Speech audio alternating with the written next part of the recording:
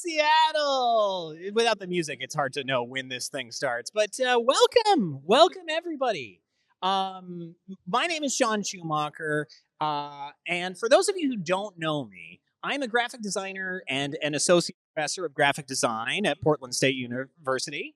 And for what feels like the past 300 or 400 years or so, my main creative work has been doing this. A little podcast called Did I Do That?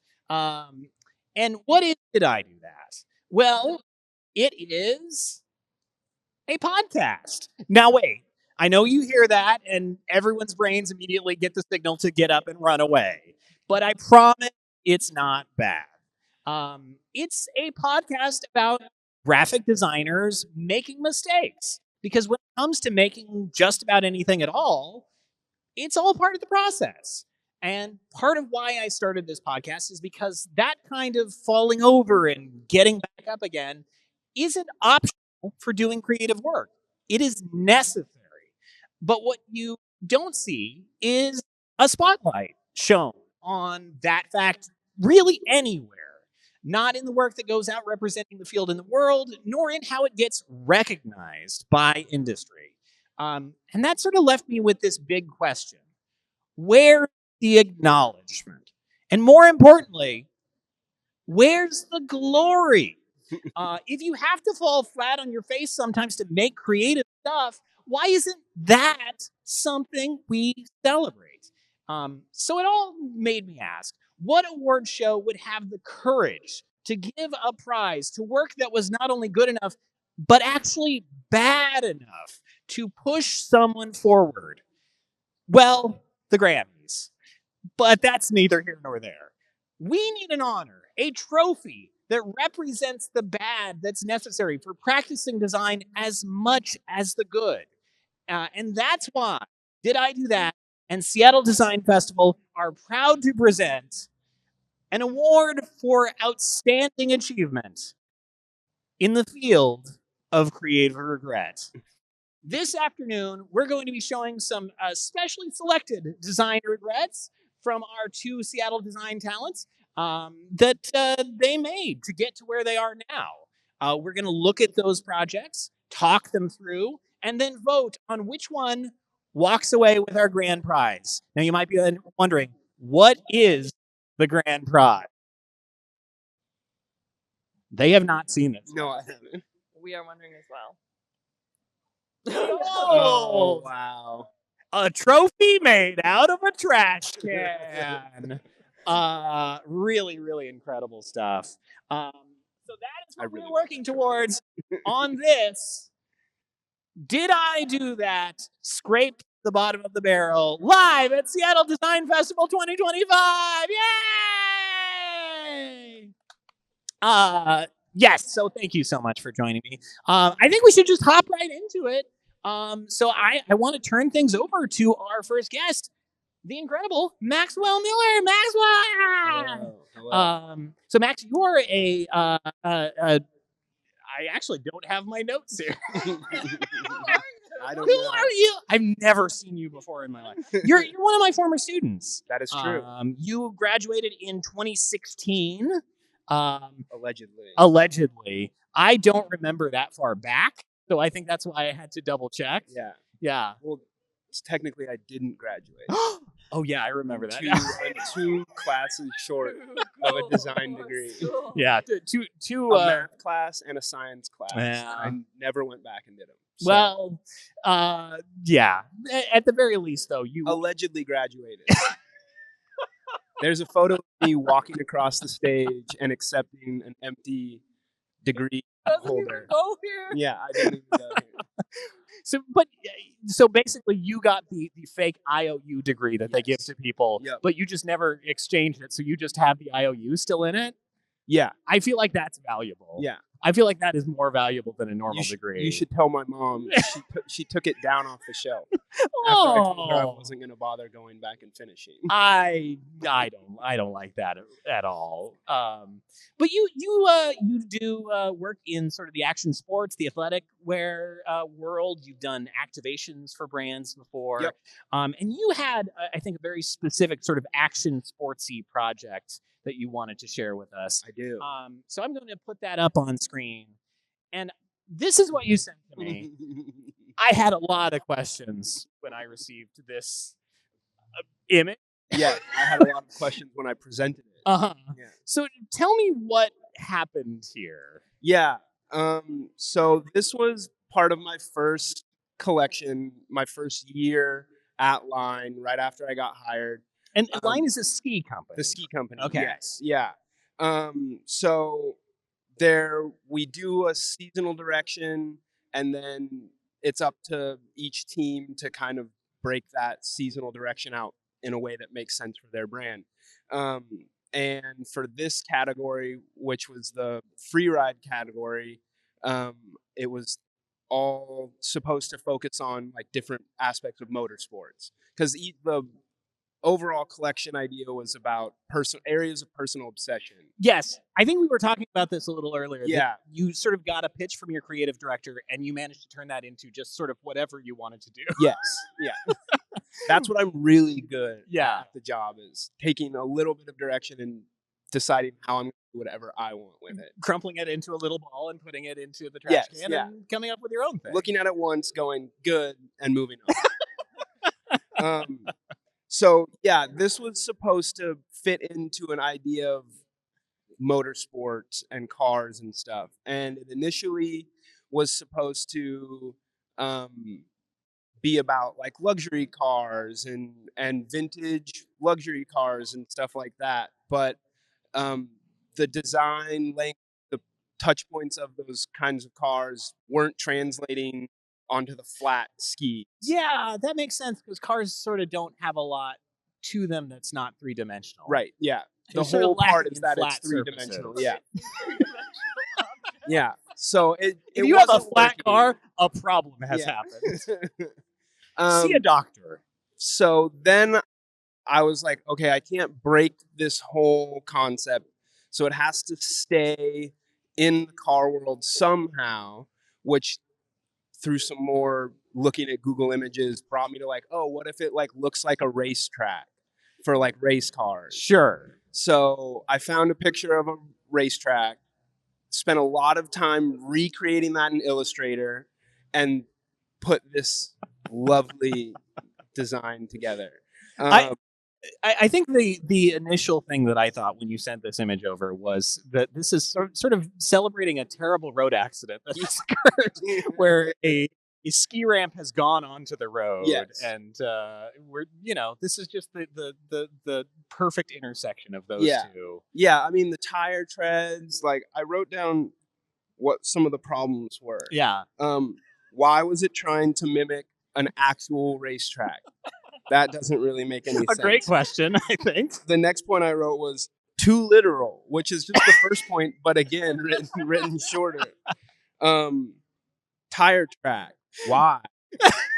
I guess because of the car thing. Yeah. Why just on one of them, too? Yeah. It made a cool asymmetry to the whole thing. I got too hung up on the concept, trying to be like, it's got to be car. Absolutely. It should look like car.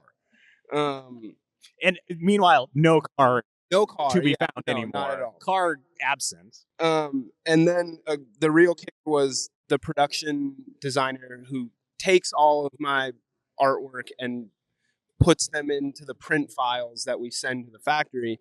He looked at this once and said, there's no way you're printing that. Like that's just it's not gonna come out, because we screen print all of our skis. Yeah. And so oh no. The biggest factor that we have to deal with is registration, because Yeah. they're trying to print these things, as many and as fast as they can, so the registration is fast and loose.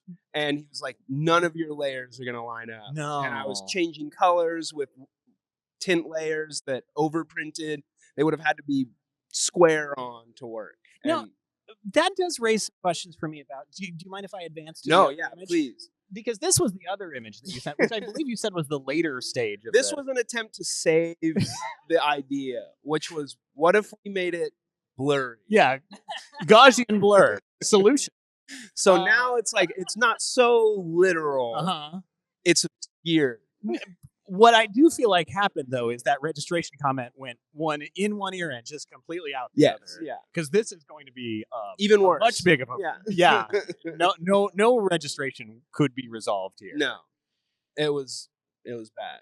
But I just want to say how much as a graphic designer I relate to getting to the point of desperation where you just say, "What if it was blurred?" You know? The problem is I see too much of it. What if we blurred? You couldn't see what I've done. Yeah, hide all my mistakes. Yeah. Yeah. So this was not well received. No. In other words. But there was a version of this that did actually make it into production. Yeah. Right? So in trying to save this and making it motion blurred, which was bad, there was the feedback was like, it's not working, but the blur is an idea. Yeah. It communicates some motion, which ties back to the idea of race cars, I guess. Sure. So we took the blurred idea and I went back to the drawing board, found some more inspiration, and put together a graphic that did fit into the concept and didn't look like any of this. But it hinged on the motion blur thing. We went with more of like a light tracer from taillights in the night, which ended up looking a lot cooler than I'm describing it. I can understand how that gives more car energy than this. Yeah. Do you have any last words to give people some context about why, if say they were to vote at the end of this event on you winning the prize, why they should do this? Why this is the bottom of the barrel? So I'm advocating for why I'm the worst. Yeah. Let's I didn't want to put it see. that way, but yeah. Yeah, I mean, it was just a big whiff. Like at this point, when I was showing this in the process, we were on like round 2 or 3 where like designs are supposed to be finished. Like you're looking at the done, only a couple tweaks and we're there. And this is what I showed for those rounds, and everyone was like, you got to start over. Like, this is, can you come up with a new idea? Like, there was talk about rebuilding the concept around something different. Because everyone was like, you're not saving this. No. This idea is bad. It's a flawed idea. Well, thankfully, again, you developed a way of pitching this where all ideas in the known universe can be encapsulated within. Yeah, 100%. So, I think I'm so glad that this was able to be saved in some way. Max Miller, everybody. Thank you. Now it is time for our second contender. Please welcome Isabella Medina. Hi. I actually have my card ready this time. Professional. You are a 2023 alum of PSU GD. Also allegedly, but yeah. Well, we allegedly graduate lots of people. So you've done a lot of work in the nonprofit space. You've done work for agencies, sort of athletic brands, stuff like this. And I believe the project that you selected for us is something more from that sort of nonprofit-y space, although not quite. Yeah. Design for good, maybe, is the context. Trying to design for good. That's usually how that goes. having spent 15 years in that world. Should we put it up there? Let's do it. So there we go. This is a print newsletter? This is a print newsletter, and I'm sure you all spend a lot of time reading print newsletters. So much time. And I'm sure that whenever you see a print newsletter, you're like, God, I would love to read all those words. That's definitely really interesting to me. It's like calling to me right now. The visuals. Anytime I'm not like looking at the just wad of Wednesday mailers that I get, I'm looking at newsletters, basically. I'm like, I gotta know, what are they writing about? What did Sharon from HR? What's her column this week? So, yes. That is the energy of all of these headlines, too. Mm-hmm. I mean, some of them are selectively blurred to, hide the identity. Wow, we're getting buzzed, everybody. Some of them have been selectively blurred to, minimize the identity of this client, but nothing there really screams this is an important time. Yes. Yeah. Correct. You helpfully diagrammed it out. Yeah. And now, of course, I don't remember nor can I read from here what any of those words say, but I think I know the vibe. Yeah, I think my problem. The big one was no contract that stood out to me. Yeah. So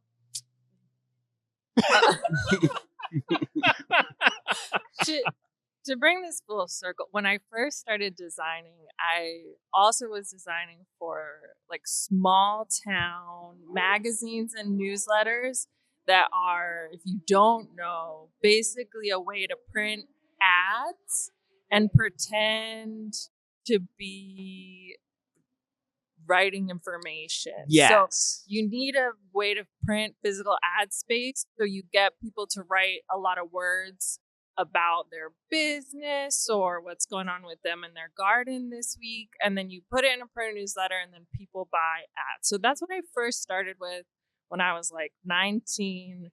I was making a lot of those. And then fast forward to now, I had been working at some studios. I've been working with some agencies. And then I got laid off from a big company, and I had been laid off for a while, and I got a referral for a seemed good for the world nonprofit job. Hey, we just need to put some newsletters together. And I was like, I need money. And it's such easy work. And I don't know, we just put the words. We're just grateful to have you doing it. I'm just laying out the words. They're like, you know InDesign? I'm like, yeah. I know her. I'm so familiar with that. It's been a minute. So ready. I can get back in there. I'm like, sure. Stretching. Like, okay, paragraph styles, indenting, re-indenting to go backwards so that the bullets are the right size, header styles. Like, yeah. But I needed to do this job. I was like, had a sense of urgency as the unemployment was kind of trucking along. Sure. The clock is ticking. The clock was ticking. So I was like, I got to get working. And never, well, I can't say never because I did and I have and I will again. But starting working before you have set a contract and signed a contract about how many dollars you're working for, how many hours you're working for. So this project turned into a pay by piece, which is essentially like per page was a set rate. Oh no. And I was like, sure, yeah, I think we can use that as like a general sense to set the approximate time that I should be hoping to spend on each page, because there were a bunch of different newsletters. And one thing I did ask, which I give myself a little credit for, was, you guys have like word count limits, paragraph count limits on your submissions. Because this is just asking, if you ever worked in an office, imagine everyone at the office, you said, I need you to write me a column. And they just send it to you, Word doc, text message, email. When you don't give people a word count limit, you're working with one page, 0.8 font.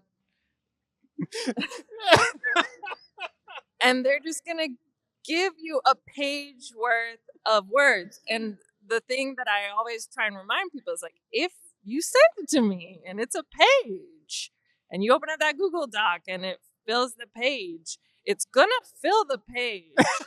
Sort of the paper is the same size. The page is more or less a page. Yeah. I like to make some of the words bigger because usually that's more exciting to read. They don't like that though. They're like, nah, it's really important that you have it exactly how I said it.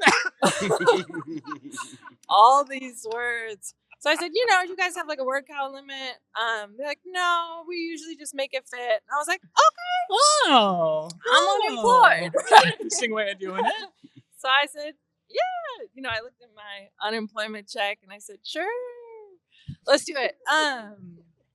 So I got I got working on these, and I kind of was like, it's going to take me a minute to look back through all the previous examples, previous month's newsletter designs, so I know what I'm trying to mimic here to set up your files. So that's probably going to take me just like a little extra time. I probably would budget a couple hours to include that. And sometimes you finish the file and they're like, hey, we sent you more words. And I'm like, oh no. You can just do infinite revisions, you right? gotta go back, do more revisions. And this is like a pay per page. So the rate apparently was not changing. Oh, cool. So eventually, I was like, okay, I think we're done. I would get just like pages of email of like, this heading style actually needs to be this size. Oh boy. And I saw that you added line breaks and space after. And I was like, yeah, I added space after because I can't read this.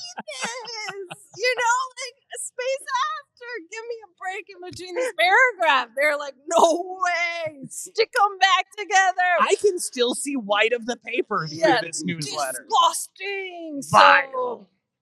So I'm making revisions. I finally done this thing. I'm like, okay, I'm already lying about how long this is taking me to take because I'm embarrassed how long I feel like it's taken me to do this. Oh, so they've taken advantage of that with so many of your I'm predecessors. Like, delete. Let's say that took an hour. I know that took me all day, right? So I'm like, here's my hours, very conservatively. And the client that I was working with was like, I'm sorry, we seem to have a miscommunication. We had a pay per page agreement. And I was like, right. But then we added more pages. We had to do revisions on the pages. I spent hours downloading Dropbox. Like, what? And I'm trying to think of the right amount of like privacy.